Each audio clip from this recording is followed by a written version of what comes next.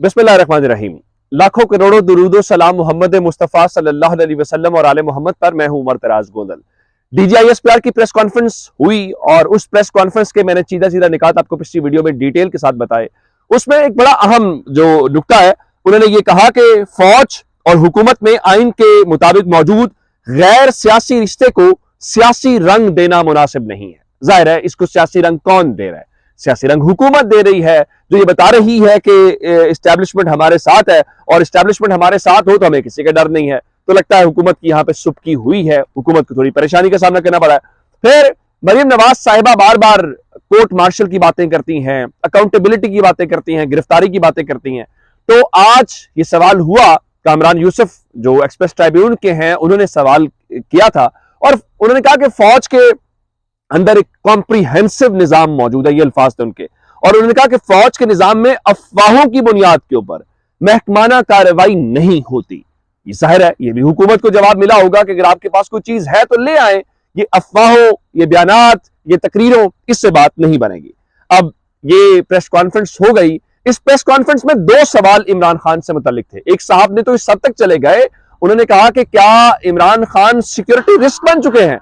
हालांकि security risk कोई है या नहीं है इसका फैसला किसने करना है? पाकिस्तान की आवाम ने करना है। मेरे ख्याल से एक मखसूस बीट के जो रिपोर्टर्स हैं उनके दरमियान असल में ये एक खुशामद का, चापलूसी का, या मैं गैर पार्लिमानी लफ्ज इस्तेमाल करूं तो उठाने का एक मुकाबला वहां पे होता है। वो हमें आज के नजर भी आया, जो इस किस्म के सवालात करते हैं। हालांकि फौज वालों ने बड़े अच्छे तरीके से उनको उन सवालों का जवाब नहीं दिया। अब आते हैं इस बात की तरफ कि इमरान खान की बारी, क्योंकि इमरान खान का, उनकी जमात का यौम तासीस भी है और पाकिस्तान तहरीक इंसाफ बाकी को मैदान में उतरे या ना उतरे, पाकिस्तान तहरीक इंसाफ आज मैदान में उतर आई है और जाहिर है वो इसका मुकाबला सियासी तौर पे करते हुए नजर आ रहे हैं, क्योंकि 14 मई को इलेक्शन है। अच्छा, मैं आपको एक बात बताऊं, सबको अंदाजा हो रहा है कि 14 मई को इलेक्शन अब प्रैक्टिकली मुमकिन नहीं है। उसकी वजह क्या है? उसकी वजह यह है कि अगर आज के दिन की तारीख देखें तो 25 मई है और 25 मई का मतलब यह 5 दिन इसके 19 दिन टोटल है इलेक्शन के हवाले से।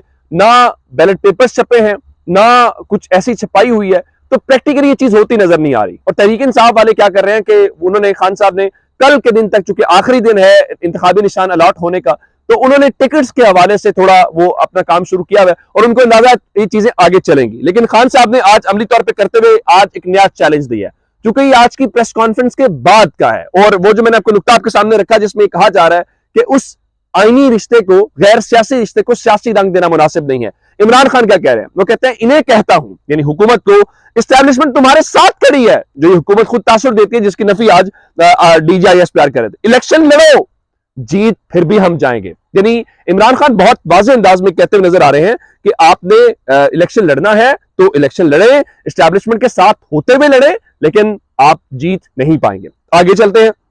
उन्होंने बहुत वाज़ेह अंदाज में कहा कि जब तक हम इन्हें इलेक्शन में शिकस्त नहीं देंगे, ये फर्क है इमरान खान में और राना सनाउल्लाह में, कि राना सनाउल्लाह कहते हैं हम इमरान खान को खत्म करेंगे, कोई सियासी, कोई गैर सियासी नहीं है, कोई जमहूरी, कोई गैर जमहूरी, कोई उसूली, कोई गैर उसूली नहीं है।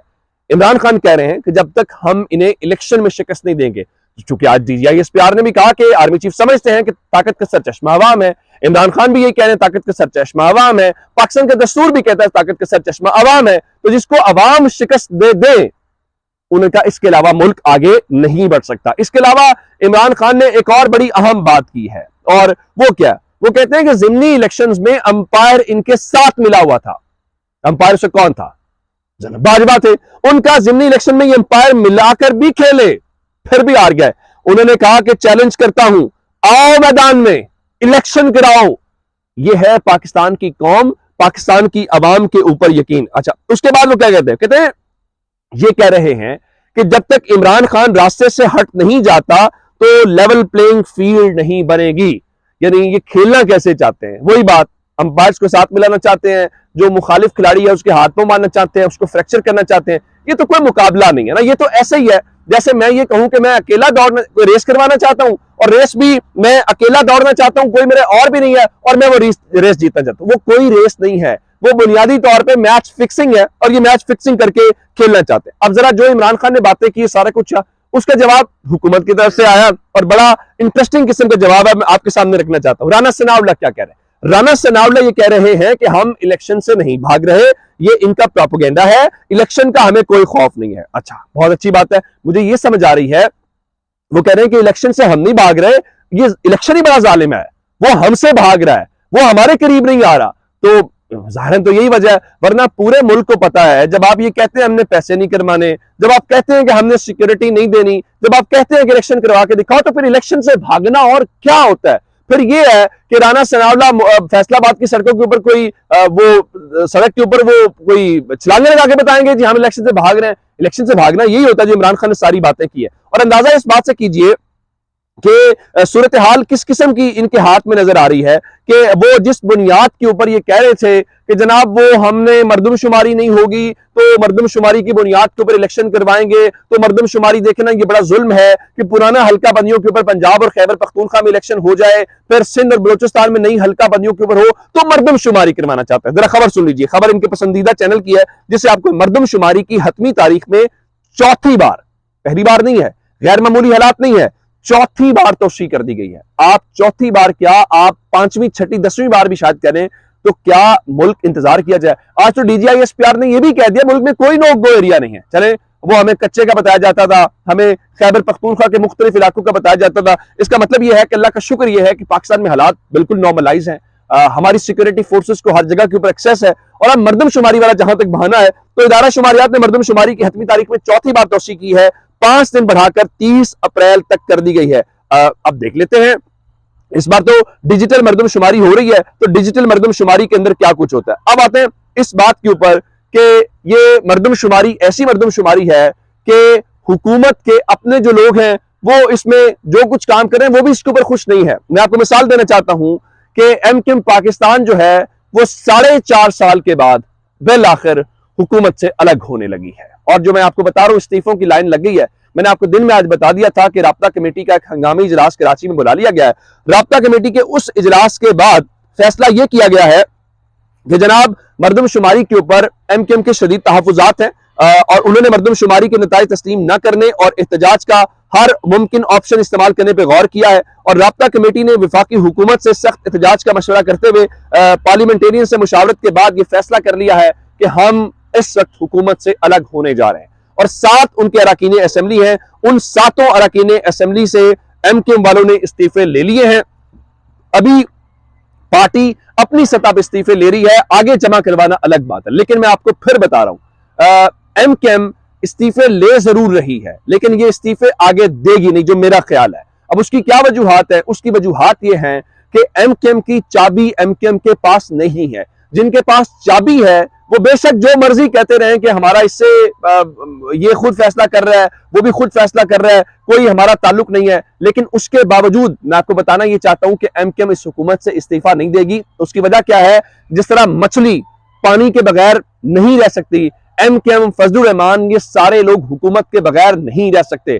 रही बात कि ये कराची के लोगों का या उनका हक करते हैं, तो कराची के लोगों को उनका जुल्म देखिए कि उनकी इस वक्त मर्दमशुमारी में उनकी तादाद पहले से भी कम है और आप मजे ले रहे हैं। लेकिन चले हम देख लेते हैं कि इन 7 इस्तीफों से आप हुकूमत को किस हद तक खिला पाते हैं या आप कोई वाकईतन ऐसा अमली कदम होता है, तो ये हमें देखना पड़ेगा। अब अंदाजा कीजिए कि हुकूमत का जो इत्तेहाद है उसकी ईंटें हमें हिलती हुई जरूर दिखाई दे रही हैं। हर किसी को पता है कि हमें फेस सेविंग चाहिए, हमने अवाम में जाना है। जिस तरह MKM वाले इस्तीफे लेके क्या करें, बेसिकली उनको पता है कि चले मई में इलेक्शन ना हो, आप टेन्योर पूरा करके भी इलेक्शन करवा लें, कितना आगे चले जाएंगे? 6 महीने, 6-7 महीनों में इलेक्शन तो इस मुल्क में होना है, तो फेस सेविंग चाहिए। अब MKM को छोड़ के अंदाजा लगाइए कि अगर पंजाब के अंदर काफ लीग अपने लोगों को टिकट जारी करिए तो उनको भी पता है, राना सनाउल्लाह जो मर्जी कहते रहे हम इलेक्शन से नहीं भाग रहे, उनको भी पता है कि हमने ये तासुर कायम नहीं करना कि जनाब हम इलेक्शन से भाग रहे। खबर जरा सुन लीजिए, मुस्लिम लीग काफ ने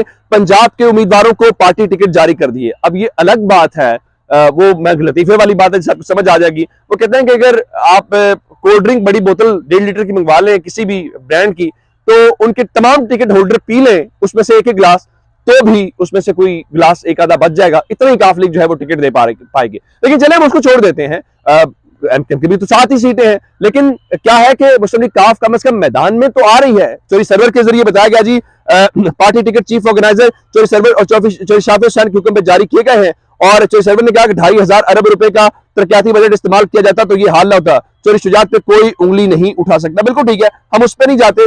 अगर काफ लीग भी इलेक्शन के ऊपर चली गई है तो इसका मतलब ये है कि बाकी सबको भी उस तरफ जाना पड़ेगा। अब आते हैं सुप्रीम कोर्ट वाली बात के ऊपर। सुप्रीम कोर्ट चूंकि खबरों के अंदर है, अब कल का दिन है और परसों से असल बात सुप्रीम कोर्ट के अंदर चलेगी।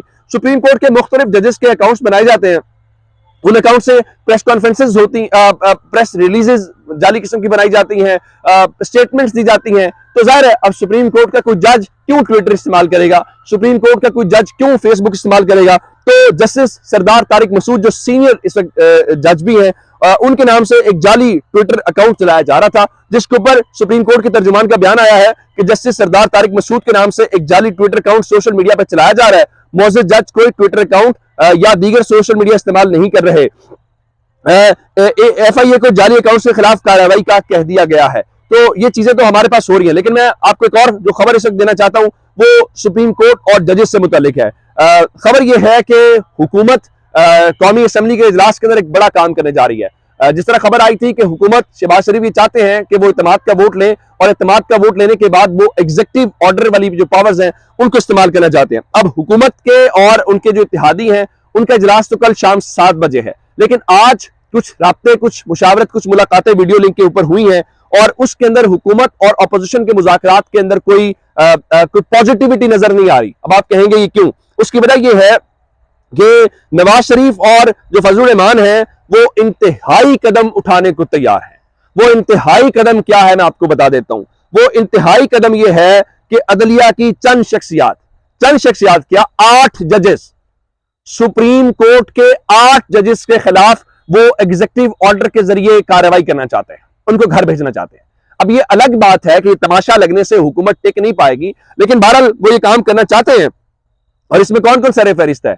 इसमें नवाज शरीफ सर फहरिस्त हैं, इसमें फजलुर रहमान सर फहरिस्त हैं। लेकिन मैं आपको ये बताना चाहता हूं कि पीडीएम के जो चंद रहनुमा हैं वो इनको समझा रहे हैं कि भाई ये काम ना करो, ये गले पड़ जाएगा, डिलीवर आप पहले नहीं कर रहे, अवाम आपके साथ नहीं है, ये करोगे तो ऑलरेडी मंजी आपकी जो है वो ठुक जाएगी। पाकिस्तान पीपल्स पार्टी को राजी करने की कोशिश की जा रही है, लेकिन पाकिस्तान पीपल्स पार्टी जिस तरह खेल रही है, जरदारी साहब ने तो आज एहतजाज करना था, किससे एहतजाज करना था? मुल्क में एक साथ इलेक्शन करवाने के हवाले से। वो पीछे हट गया। पीपल्स पार्टी कच्ची जमीन के ऊपर या नर्म जमीन के ऊपर पांव नहीं रखेगी, उन्हें पता है चीजें किस तरह चल रही हैं। तो अब सूरत हाल ये है कि अब चूंकि अक्टूबर से पहले इलेक्शन नहीं करवाना चाहते तो उन्हें अक्टूबर में इलेक्शन मुश्किल लगते हैं, तो अब वो कल कदम उठाना चाहते हैं। अब कल जो इवेंट होगा वो इवेंट बड़ा इंपॉर्टेंट है और इस इवेंट के हवाले से चूंकि मैंने आपको बताया, जाहिद फारूक मलिक साहब भी कहते हैं कि new executive order, chief justice 8 जजेस की फारिग करने का प्लान, नई कानून साजी के लिए भी तैयारियां जराए। अब ये एक पूरी सूरत हाल है जिसको तैयार किया जा रहा है और इसको एग्जीक्यूटिव ऑर्डर के जरिए अगर आप ये करेंगे तो फिर सुप्रीम कोर्ट खत्म कर देते हैं, बाकी इदारे खत्म कर देते हैं। जाहिर है उनका इस मुल्क के अंदर कोई वो किरदार नहीं है। आप सिर्फ और सिर्फ किसी एक इदारे को लेकर चलना चाहते हैं। जो पीडीएम है, जिस तरह आपने वो जो अतर काजमी साहब वाला मैंने आपको बताया था, जिनको कहते हैं कि चाहत फतेह अली खान की जो मौसीकी के लिए खिदमात हैं वही पीडीएम की इस मुल्क के लिए और इस मुल्क की सियासत के लिए है। अब जरा इस हुकूमत का अंदाजा लगाइए कि इन्होंने साकिब निसार साहब जो है उनकी एक ऑडियो को लीक हुई, उनकी सॉरी खत्म हुई उनके हुकूमत में। अब उसके ऊपर हुकूमत जो है वो सॉरी हुकूमत बजाय इसके कोई शर्मिंदगी का इजहार करे, हुकूमत उल्टा ये कह रही है जी आप इसके ऊपर कोई अज़खुद नोटिस ले। अब इसके ऊपर ख्वाजा तारिक रहीम ने वजारत कानून और वजारत दाखिला को नोटिस जारी करने का ऐलान कर दिया है। उन्होंने कहा कि 2 दोस्तों की गपशप रिकॉर्ड की गई है जिससे उनके हुकूक सलब हुए हैं और उन्होंने राना सनाउल्लाह को चैलेंज किया है कि इस ऑडियो क्लिप की बुनियाद के ऊपर उनके खिलाफ कार्रवाई की जाए। एक और बात जो उन्होंने इंकशाफ किया है वो इंकशाफ ये है कि इस वक्त जो सारी सूरत हाल बनी है वो सारी सूरत हाल उनकी व्हाट्सएप कॉल थी और व्हाट्सएप कॉल जो है वो रिकॉर्ड की गई है, जिससे आप अंदाजा लगाइए कहां तक सूरत हाल जाती है। अब अगली सूरत हाल का अंदाजा आपको हो पा रहा होगा कि FIA ने इमरान खान के सिक्योरिटी इंचार्ज को इस हवाले से इफ्तिखार घुमन की जो गिरफ्तारी है वो जाहिर कर दी है। अब ये जो इफ्तिखार घुमन साहब हैं, ये काफी दिनों से गायब थे और इनका कुछ पता नहीं चल रहा था कि कहां पे हैं या क्या काम कर रहे हैं, लेकिन अचानक से अब आज एफआईए ने बताया है कि उनके ऊपर एक मुकदमा है और 12 अप्रैल को उनकी गिरफ्तारी हुई थी। और अब एफआईए ने हेडक्वार्टर से तफसीलात जारी करते हुए कहा है कि इफ्तिखार रसूल घुमन को 12 अप्रैल 2023 को गिरफ्तार किया गया है और मुलजिम जो हैं इफ्तिखार रसूल घुमन, उनको anti human trafficking circle Lahore में दर्ज मुकदमा नंबर 291/2001 में गुज़श्ता 22 साल से मफरूर था, उसमें गिरफ्तार किया गया। इससे आप अंदाजा लगा लीजिए वो इनका जो तहरीक इंसाफ का ताउर ईमान था वो तो वापस आ गया है। तो इस किस्म की चीजों से क्या पैगाम हम दुनिया को दे रहे हैं, ये आपके सामने। अपना बहुत सा ख्याल रखिएगा। खुदा हाफिज।